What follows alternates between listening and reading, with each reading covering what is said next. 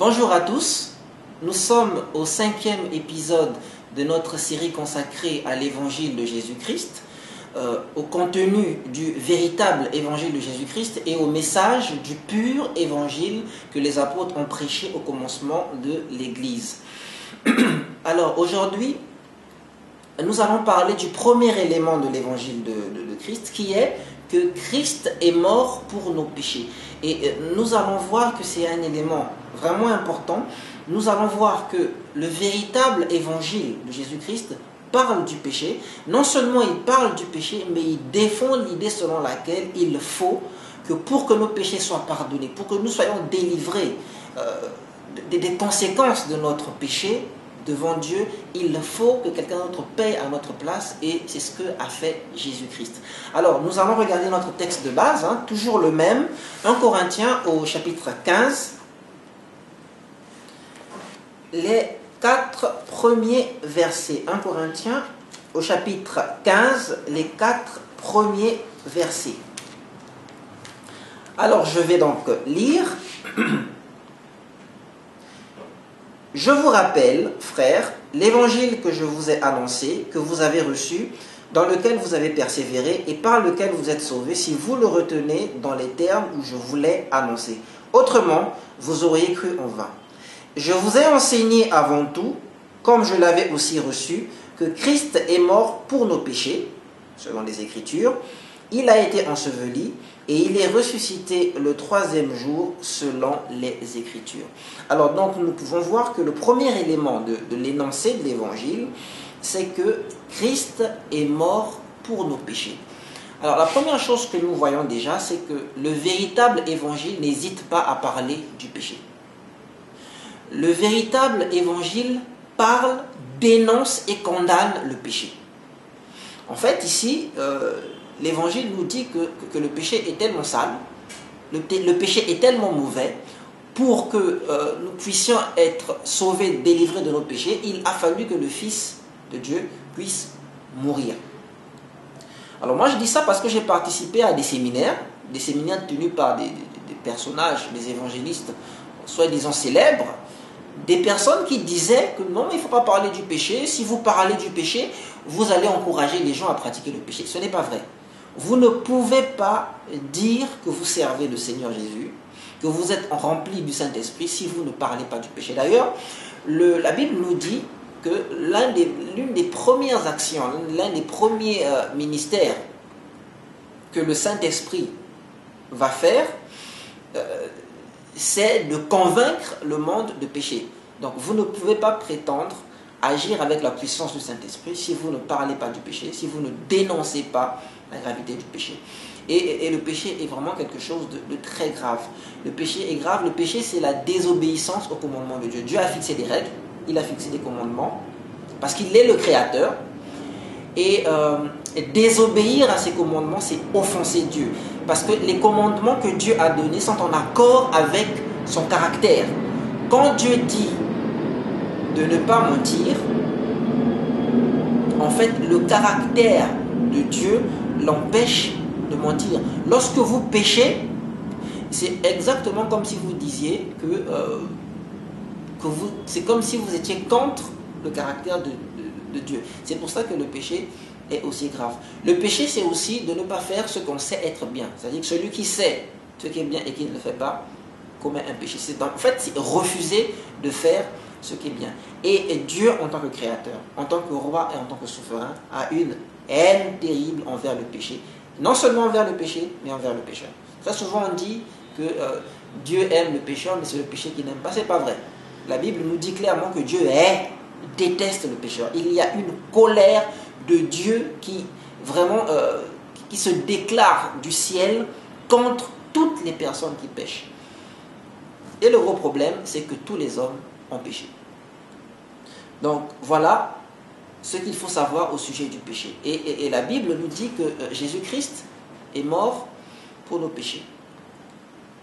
Alors ça, c'est quelque chose de très difficile à croire. Il y a beaucoup de personnes qui ont beaucoup de mal à croire à cette vérité-là. Il y a des gens qui sont prêts à croire beaucoup de choses sur Jésus, des gens qui sont prêts à croire que Jésus est Dieu, des gens qui sont prêts à croire beaucoup de choses sur à propos de l'évangile, mais accepter que Jésus-Christ est mort pour nos péchés, oh là là, ça c'est quelque chose que les gens ont vraiment beaucoup de mal à croire.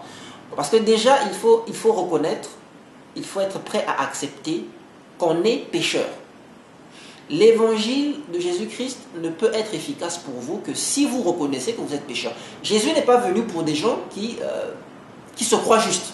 Il est venu pour des pécheurs. Et l'autre chose que nous remarquons, c'est que la Bible nous dit que Jésus-Christ est venu mourir pour nos péchés. Jésus-Christ n'est pas venu mourir pour autre chose. Parce qu'il y a beaucoup d'évangiles qui sont prêchés où on dit que Jésus serait venu mourir pour autre chose. Bon, si quelqu'un vous annonce un évangile où Jésus-Christ est venu mourir, ou serait venu mourir pour une raison autre que pour le péché, c'est un faux évangile, ce n'est pas l'évangile de Jésus-Christ. En tout cas, ce n'est pas l'évangile que les apôtres ont prêché. Le message de Paul ici est clair, Jésus-Christ est mort pour nos péchés. Ce qui veut dire que Jésus-Christ n'est pas venu mourir pour nous faciliter la vie, pour que nous ayons une vie plus facile, plus confortable. Il n'est pas venu mourir pour que nous puissions trouver la prospérité. Il n'est pas venu mourir pour que nous puissions trouver du travail. Il n'est pas venu mourir pour que nous puissions trouver une femme, trouver un mari. Il n'est pas venu mourir pour nous libérer de nos problèmes de pauvreté, de misère. Il n'est même pas venu mourir pour que nous puissions retrouver la santé physique. Parce que, en fait, ce qu'il faut comprendre, c'est que le péché devant Dieu est vraiment quelque chose de beaucoup plus grave que tous les problèmes que vous pouvez avoir. Le péché est plus grave que vos problèmes de célibat ou de mariage raté.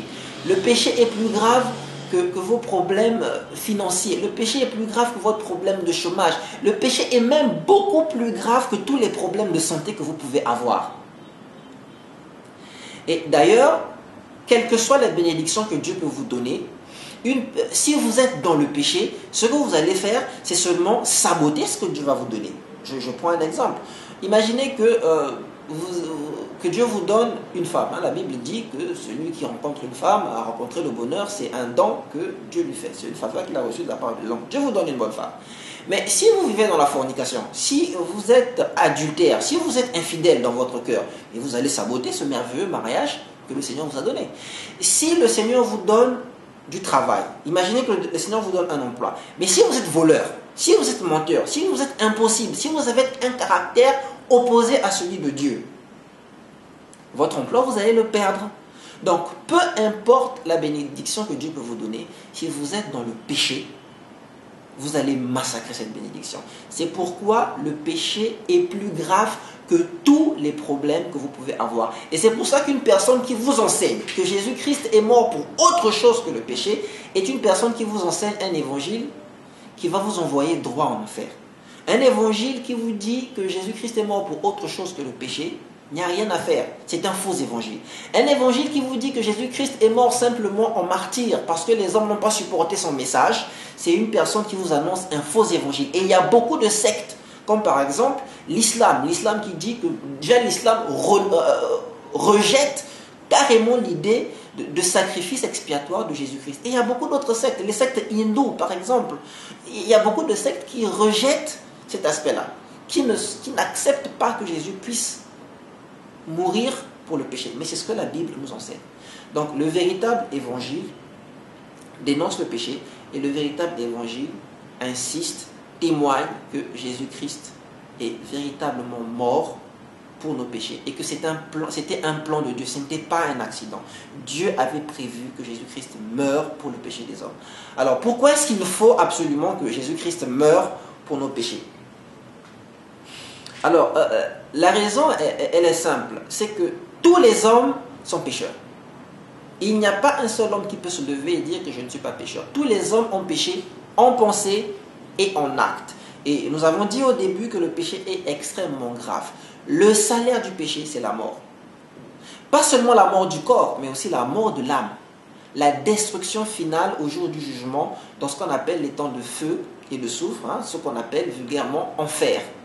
Donc c'est ce qui attend tous les pécheurs, parce que Dieu ne peut pas faire entrer dans son paradis des gens qui sont disposés à faire le mal. Dès que vous allez entrer dans le paradis avec votre mauvais cœur, le paradis deviendra un enfer. Donc, la meilleure place et le châtiment qui convient à une personne qui pêche contre un Dieu infini, c'est l'enfer. Alors donc, tous les hommes sont perdus. Il n'y a rien de bon dans l'homme.